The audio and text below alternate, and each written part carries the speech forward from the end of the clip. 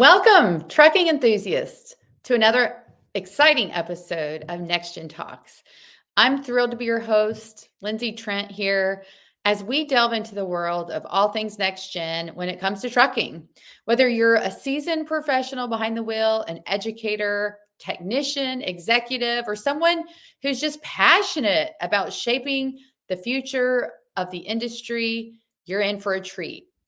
Before we hit the road on today's discussion, I want to express our sincere gratitude to our sponsors. Without their support, this podcast wouldn't be possible.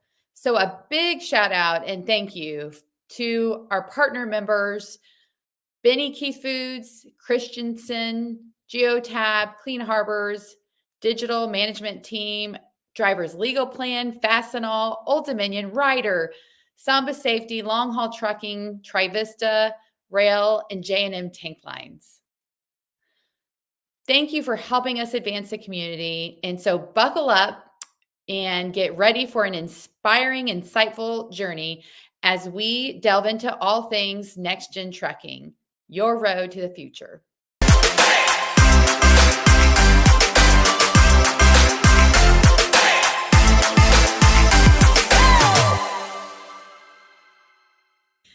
Hey, this is Lindsey Trent with Next Gen Talks, and today I'm excited to have my guest, Luke Subler from Classic Carriers. Luke, welcome to the show. Good afternoon, Lindsey. Thank you for having me. So Luke and I met at the TCA, the Truckload Carriers Association annual convention, and we shared the stage and talked about young leaders in the industry. And it got me really excited because Classic Carriers, they're located in Versailles, Ohio, and they're doing some really great things in building up their workforce. So we wanted to bring Luke on today to discuss how other companies and carriers in their area could build up their workforce by working with high schools. So Luke, why don't you introduce yourself and tell us a little bit about you, your background, and the company that you work for? Well, again, my dad started Classic Carriers back in 1985. So I'm the third generation on both sides of my family in the trucking industry. So I was really didn't have much of a choice in the gene pool there. We always kind of laugh about it, but it's I always felt that I was just destined to be in trucking, and it's an industry I've grown up in. I truly love. It's a lot of fun. It's a lot of headache too, but typically the rewards outweigh the bad things. But all in all, this is an industry that has provided for my family for a long time. This is actually 90 years that my family's been in the industry. And we cherish that history, and we want to continue to see it grow. I'm hoping that one of these days, one of my kids will continue on to the fourth generation.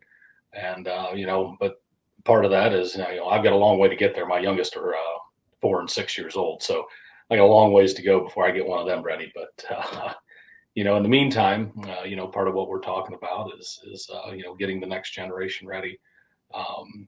As far as our young kids, especially high schoolers and recent graduates coming out and getting them ready for the workforce. And there's too many times I feel that we as an industry, that back during COVID, trucking was, oh my gosh, everybody just loved us, thank the trucker, thank a trucker, thank a trucker. And years prior to that, we weren't that way. So and shortly after COVID, we've kind of lost that luster to an extent. So our industry kind of gets a bad rap, and there's a reason for that. Every night you sit down and watch TV, or you drive down the interstate, you see a billboard where you're hurt by a truck, where did this happen with the truck? Did that happen with the truck? And right, wrong, or indifferent, that starts to resonate with people, and that just adds to the kind of the bias against the trucking industry, that it's just not really a sexy industry. But that is such a lie in the fact that this is an interesting industry.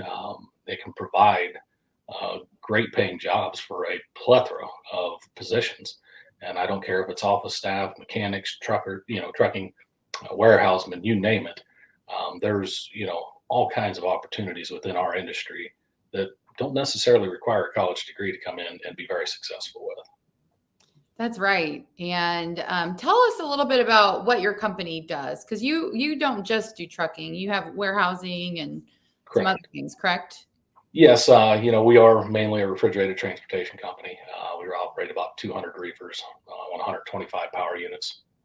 Um, we also have, oh gosh, probably about 40 dry vans that we run dedicated for some different customers.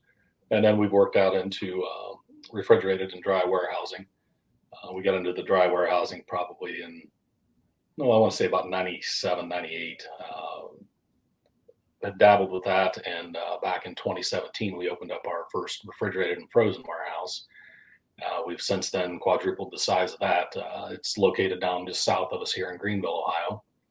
And, it's been a nice addition to what we already did. And, we always kind of looked at it that, we should do refrigerated warehousing. A lot of people get into it, but they don't know what they're doing. And, with the years of experience that we've had in the refrigerated sector, it's like, why not us? Why shouldn't we do this? And since we've done that, it's been a really nice addition to our fleet, as well as our customer base.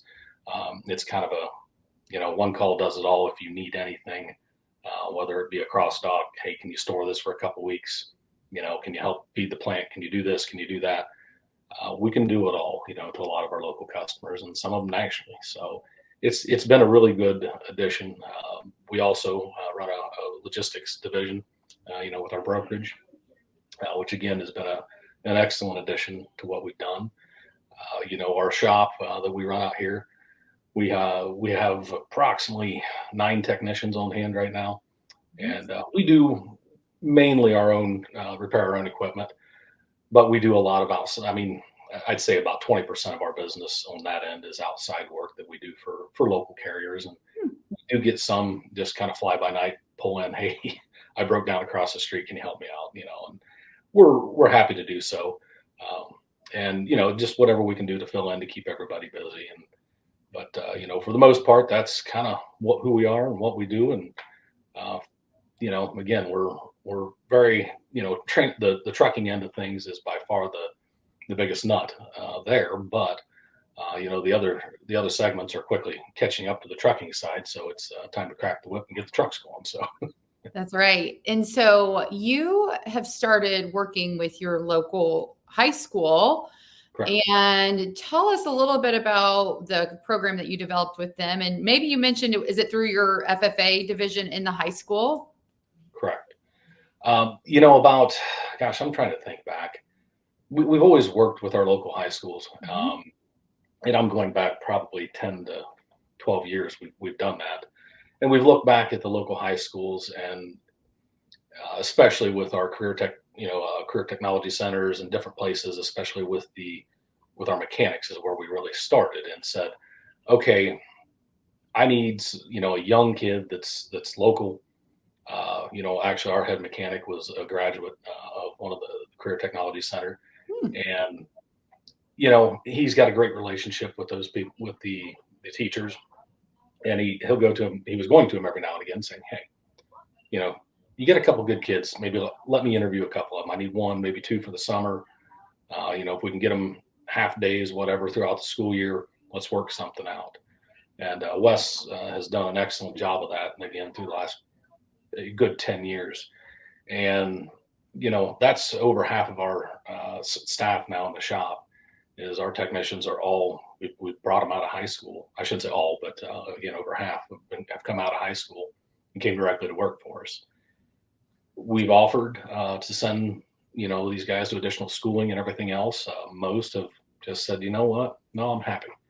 And, I'm learning more here, day by day than what I feel that I'm going to learn sitting in a classroom doing this. And it's hands-on training. And, for me, the way I've always learned is, number one, trial by fire, but, it's me, I'm a hands-on type person. And so I can appreciate that. And I think most technicians really are hands-on. It's hard to read a textbook and say, okay, this is how I rebuild this, or this is how I do that. You learn it a time or two, and it may not be the same each, in every component, but you learn a few different things here, and they all apply to each other. And our techs are great. I mean, this year we just had one graduate here, and that actually is coming up this weekend. And he's been working with us since about 4 years now. Family friend, and said, "Hey, I'm kind of interested in diesel." And so he came into that. So again, he's been here with us about 4 years now, getting ready to graduate and come on full time.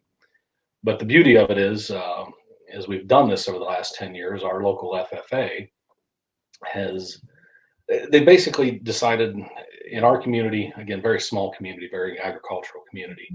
Mhm. And, there's a lot of good, young, good, well-mannered, hardworking kids that really want to go out and do something. And they know that college is not their choice.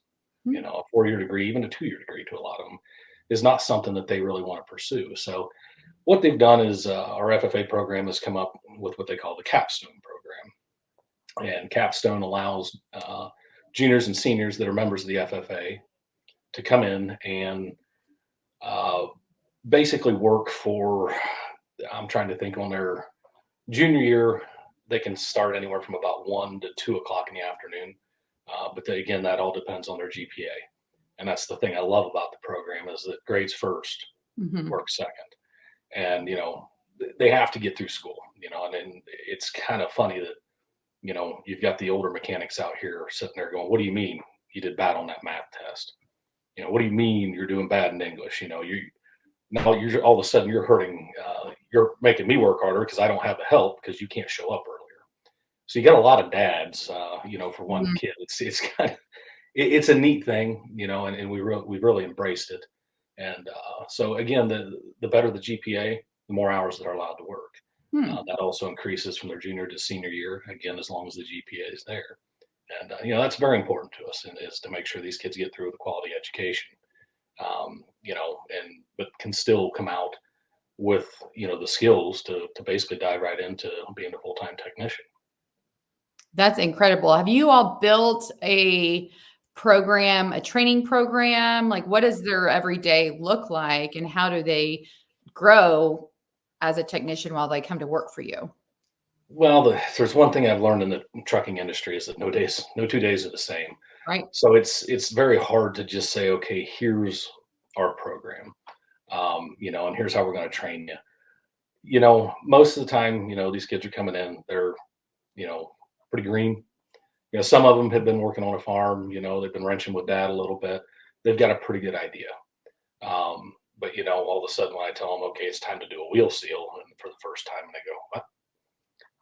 So one of our basically they shadow one of our experienced technicians for quite a while, and it all depends on that said technician, or the trainee, because you get one that comes in and they do it once and it's ingrained in their brain. They're ready to go unless something comes awry and they go, what's happening here? They can just do it. The next may take 2 or 3 times, so it's you kind of develop it per trainee to get them into the industry. Again, Mm. it's worked well for us, but you know, there's no a la carte program that just says, okay, I'm going to teach you this and you're going to know it and it's done. Again, we work with each and every individual a little bit differently.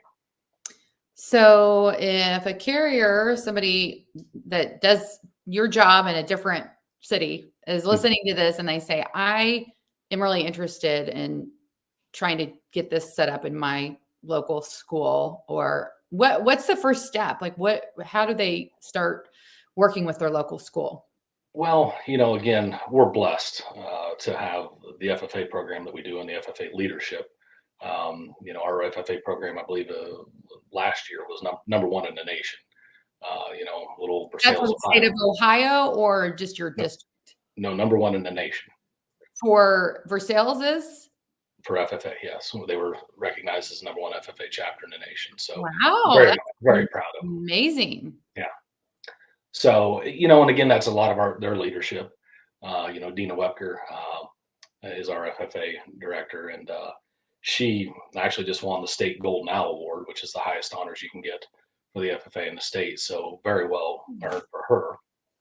Um, so we've worked very closely with Dina through the years, and I look back when I was in FFA in junior high and a little bit of high school. Dina was the FFA director there, so she's literally put a lifetime of work into this, and it's Mm-hmm. really starting to show everything that she's done. And I'm trying to think the number of businesses. It's over 20 businesses within our community Hmm. that are taking advantage, and of this program to Hmm. get these young kids out and start teaching them some sort of trade, and whether it be being a diesel technician, whether it be welding career, HVAC, you name it.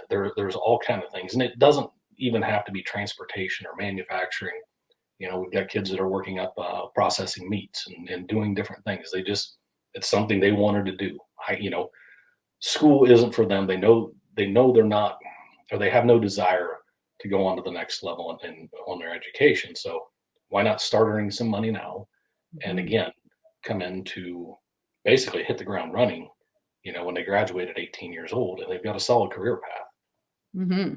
Yeah. So it sounds like call the school, see if there's an FFA program or if there's a program that you could call the school and help create to bring on some students that might want to start learning to be a mechanic. Well, and every district's going to be a little bit different. Hmm. And that's the one thing that's, again, we're blessed that our FFA program was, so willing to come out and just say, hey, we're going to take the ball. You guys want to help with it? And, absolutely, what can we do to help? And, we've done anything and everything we can for our local program, as well as other local programs that, it's not just for sales. We've got a couple different um, districts within the county that have sent students to us, to either job shadow, to Hmm. come in. We do career days here. We do all kind of different things, just to promote the trucking industry and promote the industry in which has made, again, my family a living for 3 generations. And one of the other things we also do is teach the teachers. We actually host a workshop where there's, I would say, anywhere from 20 to 30 teachers that come in. We do about a 2.5 hour program for them, teach them all the different things, whether it be, IT, mechanics, accounting, safety, drivers, warehousemen, all the different positions that we have available, so that if a teacher sees a student that, hey, he's not destined for college, or she's not destined for college. Hey, here's some opportunities that are right here in your backyard that, if you want to stay in this area, you don't have to travel. This is what's available. And again, it's teaching the teachers. And we've done that for this will be our third year, I believe we've done that. So, That's great. but as far as the districts go, and how you contact each one, again, if you have an FFA program, reach out. Two, a lot of them start with what I would say honestly is start with your high school guidance counselors, and Okay. say, okay, what do we have available to our kids that allow them to start co-oping throughout high school? And I would say most every district has some sort of co-op program that they have Mhm. available. So if you can do that, start there and then say, okay, is it ran through the guidance counselors? Is it ran through the Mm. FFA? Is it ran through, you know, the uh, the industrial tech classes, or whatever it may be? I mean, I think each one of them is going to be a little bit different. I know Toledo Local Schools is one right now. They actually have a full blown driver training program Mhm. for high school, which they started that about 2 years ago, which I think is great. And almost every student that's graduating out of there has a job somewhere in Toledo. That's Granted, most of them can't leave the state unless they're part of the new FMCSA program. But again, the more we can do that kind of thing to bring, you know, bring the next generation, the younger generation into our industry, the better off we're going to be. We always laugh. We get somebody that walks in here and I'm like, man, that's a kid. And I laugh because they're probably late 30s, early 40s. And you're like, well, I'm just a kid. But if you think about it, in our industry, the average age of your driver is mid to late 50s. Right. So that is a kid, in this industry. Yeah. And so you kind of chuckle about it, but it's also kind of a hard truth, that we have to accept. And what are we going to do to change that? Because those guys aren't going to drive forever, and they're not going to be mechanics forever. Mhm. They want to retire, and they're going to hit a point where they've earned that right. So Mhm. we have to do everything we can to start backfilling those positions. That's right, and the thing I love about reaching them while they're in high school is that they can get these credentials and they're free, usually, to the high school student, but also when you're doing work-based learning, you're paying them, Correct. right? Correct. It's on the job training, they're getting paid. It's better than working, in a fast food establishment. They're actually getting a skill set that's gonna take them into the future to be able to stay in their community and have a good job where they can be successful. What was it like? Like, how did you get it set up with your insurance to be able to approve, a 16-year-old working for you? Insurance is very touch and go on that. Mhm, And you really have to watch a plethora of things, with child mhm, labor laws and different things. I mean, there's a whole host of issues that you can run into. Thankfully, with the capstone program that we're involved with, they handle a lot of that insurance burden. So there's really not a ton against us. So, we look at that and say, okay, we can bring them in at a minimal liability. mhm. And, so that, and not that I expect anybody to get hurt on the job, but unfortunately, and it's the nature of the beast in the business that we're in. Things are Mhm. inevitably going to happen. You try to mitigate them as much as possible. But the one thing I will say is that, as we've started and we've grown this program, the older mechanics who were once, those young kids are starting to look at it and go, hey, I about took my thumb off doing this. Don't do this, make Right. sure you're wearing those safety glasses. And you have all these eyes looking at these kids and just keeping an eye on them. It's not like we're just throwing them out saying, hey, pull this transmission. No, you're going down there, you're working with them. Hey, no, strap this down, do this, do that, do things right, do them the right way, because there's too many times you get in a hurry. And as I used to wrench myself, it would do one of those things. Heck, it's no big deal. And you came, a quarter inch away from lobbing off a toe, a thumb, or whatever, and when those things happen to you, you try to teach that to the next generation Mhm. and to make them, again, a safer place. And I personally feel that having the younger generation in here, that all of our older technicians have really kind of taken them under their wing to make sure they're doing things correctly, they're doing them safely, and not only for themselves, but when that truck rolls down the road, that everything is done correctly. Because something's done wrong that could be detrimental. I mean, it could be horrible. So Yeah, and it's set up so they come and work for you during their school week, and as it's a part of, are they getting credit, high school credit? And are they working for you any other times, like Saturdays or over the summer? absolutely, they do get credit for the program. So they're going to graduate, with full honors as a high school graduate. And they're also, we work Saturdays, a little bit of Sundays at times. We get times, something breaks down in the middle of the night, and hey, I need some help. And if they don't have school the next day, I get kids that'll show up and they're willing to work, and it's good. I mean, it's they're very very gung ho about it. They're willing to do it. They don't have a family yet to start worrying about typically. Right. Uh, so their schedules are pretty free and loose. So as long as they're not hanging out with their buddies, they're, hey, yeah, I'll come out and work. And we do offer them full time employment through the summer. Here in Ohio, we kind of look at it that summertime's time to start catching up, and Yeah. we're painting things, we're doing this, we're refurbing, all the things that you've been closed up for 6 7 months that just the weather hadn't been right, and all of a sudden it's nice. It's time to get spring cleanup, and so we get those type of things done. And I laugh. They may be sweeping the floor. Yesterday we literally had two of them out planting grass, and they enjoyed it. It was a day outside. They were having fun. And it's hotter than heck, but they still enjoyed it. They're Yeah. out running equipment, doing different things, and just getting them involved in whatever we can. And that's what I enjoy. Our shop is kind of our do all. Just you look at them and say, hey, the door's broke here in the bathroom, and I got 3 guys over there working on the door, and 10 minutes later it's done. Right. Yeah. But it's again, it's teaching them anything and everything there is. Again, we don't really have a maintenance guy for our facilities. It's typically, our mechanics go out and work. They may be working on our refrigeration units on our warehouses and things like that.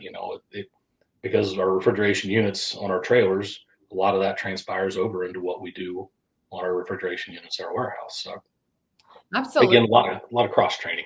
That's great. So they come and work for you. They're learning engine repair and trailer repair and refrigerated. And I mean, they're going to get so much experience. And are you seeing that you're hiring these young people to work full time for you? Yes. I got to think here. Since we've started the program, 5 of the 9 that are in our shop right now are all full time that have come through this program. Well, 4 of the 9, one of which actually his last day of school is Monday. So he started full time yesterday. So, All right. yeah, so we're really excited. And, again, great kids, Yeah, again, it's not just any kid. This is a kid. This is what they want to do. right. And They have a passion for it. yeah, exactly. That's right. And it's not something that's being shoved down their throat. They've had 2 years to say, this is what I want to do. Mm. And now that they're coming on full time, it's okay. How am I going to grow? And we offer a lot of training, whether it be with Daimler, with PACCAR, Thermo King, Carrier, Utility, whoever, any of the manufacturers, if there's any additional training, especially with the trucks and the diagnostics and things like that, we're throwing the kids in there. They're under, they're in the same class as my 50-year-old technician. They're learning the same exact stuff, and half the time it's kind of funny. I'll get an older guy that's out there and he's cussing the computer, and I get one of the younger guys that walks up and goes, just hit this, and he hits a button, and and it's fixed. And the beauty of it is that our younger generation is so much more tech savvy than another, again, a 40 to 60-year-old person out there working on something. Computers weren't that big of a thing, when they started out and coming through high school and college, even if they did college. So, these young, in everything we touch now, you can hardly fix a truck without a computer. You can't even fix a trailer half the time and clear a code without having a computer hooked to it. So the things that, may stump some of the older generation, this younger generation is coming in and they're picking up on it like that. They're just going. And again, they kind of help the older generation at times get through those things that might stump them for a while. Yeah, that's incredible. Tell me, you guys at Classic Carriers, do you do any other things to outreach events in your community to promote the trucking industry? Oh, yeah, we do quite a bit. We're very, I'll probably say it 100 times during this. We're very blessed to live in the community that we do, in the area that we do. And, these communities around here, and especially the sales community, it gives back. And that's something that we kind of hang our hat on. As I was saying, we try and help out with the FFA as much as possible because they try and help us out, get the best of technicians that we can get. We haul fruit for them, for their fruit sales. We bring it out of Florida for them for nothing, recently we've donated to, we've been donating for a number of years to Reach Across America. We just started that this past year here in Versailles. And this actually is this coming year, this December will be our second full year doing it. And we've actually expanded about 25%. And we just basically, we keep adding a cemetery, and each one of them is 100% paid for by the community with donations and everything else. So, we do a lot of that. Local festivals, we go out and donate our time to those. I sent out an email yesterday. I needed 9 people to help run a food serving line for one of our festival here in town, and I've already got 18 volunteers.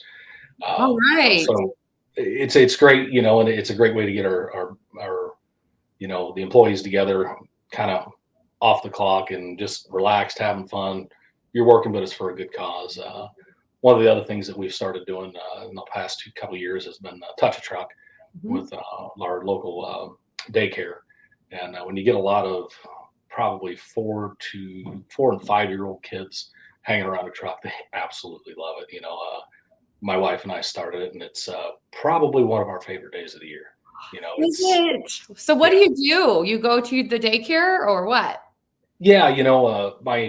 My daughter was in the daycare last year, and so they were talking about, hey, would you like to come in and read? And it was they called it Mystery Reader Day. So my wife and I signed up. So we got to talking about it, and the book we had chosen, which I'm trying to think, it was mailed to us, and it was titled "With Any Luck, I'll Drive a Truck." And I looked at my wife and I said, "This is perfect." So I went to the director of the daycare and said, "Hey, we're going to read this, but do you mind if her class and maybe another class if they want to join, and I'll bring a brand new truck out and I'll let the kids climb around it, do this." And they thought, "Oh my gosh, this would be the greatest thing ever." And so that was the start of it. And Mm. so this year they reached out and said, "Hey, would you read again?" "Absolutely." I said, "You're bringing a truck, right?" "You want me to?" "Yes." They said, "Well, do you think we can get more than a truck?" And I said, "Sure, I think we can do that." With their help and reaching out to a couple of different people I knew, we had, a giant 4-wheel drive tractor, we had an excavator, we had a skid loader, we had dump trucks, we had one of our semis there. Um, Wow. Gosh, I'm trying to think. There was some. I think we had 6 different pieces of equipment all sitting there, and so the kids. I mean, they took like half the classes, the older classes, and just let them run through. And Cool. it's something neat to Mhm. and you got to teach the kids, the air horn sign, and of course that's their favorite part. You kind of go tone deaf after about the first 15 minutes. But, just having them climb up in the top bunk of the truck and sitting behind the wheel, they just think it's the biggest thing in the world. And again, it's as I go back, kind of that message that we have to improve improve our image as an industry, Yeah, and right. things like that. I think resonate, within the industry, as well as outside the industry, and just people's mindsets of what it is. And I believe I mentioned, we do the teach the teachers presentation every year, and we train them in the jobs we have available here. And part of what we do is we put them in a semi. We make sure every one of them is in a semi, and we kind of do the no zone, and to teach them that hop in this truck, look out of the mirrors, and tell me which cars you can see. And we put them in all the blind spots. Mhm. And when you have teachers anywhere from mid 20s to 60, they're in there going, "I never knew." And so those are the type of things again that we try and do for to get the community involvement, and just try and educate our community as best possible. Not only what to do around a truck, but how to be safe.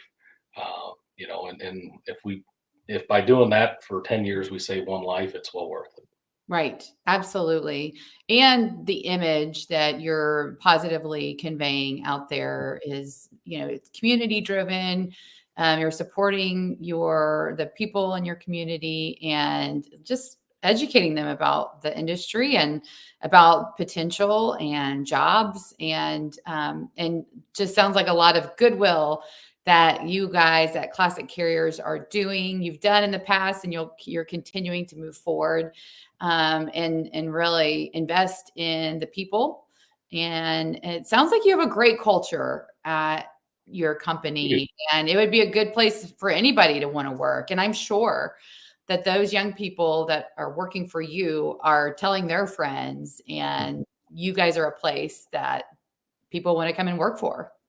Well, it's actually kind of interesting that every year we'll kind of get let's just say half dozen applications of possible students that want to come aboard, and it's kind of a tough choice, because there's a lot of Mhm. times there's some pretty good applications, Yeah. and but it's funny, we'll actually walk out the recent graduates and say, "All right, which one of them do you know?" And they'll be like, "Oh no, not this one." He's Right. trouble, or she Uh-huh. does this, and they and that's a pride thing for them. They're like, hey, I'm happy what I've got. I don't want to see this go away for anybody else. I want the best of the best working with me. And I think that speaks leaps and bounds about how much these kids care about what they're doing and the opportunities that are presented. So Well, thank you for investing in the next generation and in your workforce, and for all you all do to invest in your community and just to make it a better place. And I really think trucking, we have so many family owned organizations that really want to see their community thrive. And you all and for sales are obviously one of the standout companies in Ohio that's really just investing in your community. So congrats and all of the successes that you're having and you will continue to have. And it's been a pleasure knowing you for the last 4 months. And hopefully we'll just continue to get to shine the light of all the good things you're doing. So thank you. thank you. And we just want to appreciate our sponsors. Thank you to Advanced Training Systems and Performance Food Group, who sponsor our podcast and sponsor our organization to help us to be able to do what we get to do on a day-to-day basis, which is to promote trucking as a positive career field and work with schools to help them start programs in mechanics and supply chain and logistics and driving. So if you would like more information about NextGen, please visit our website, nextgentrucking.org, and follow our podcast on all of the podcast streaming applications. And thanks for being here today.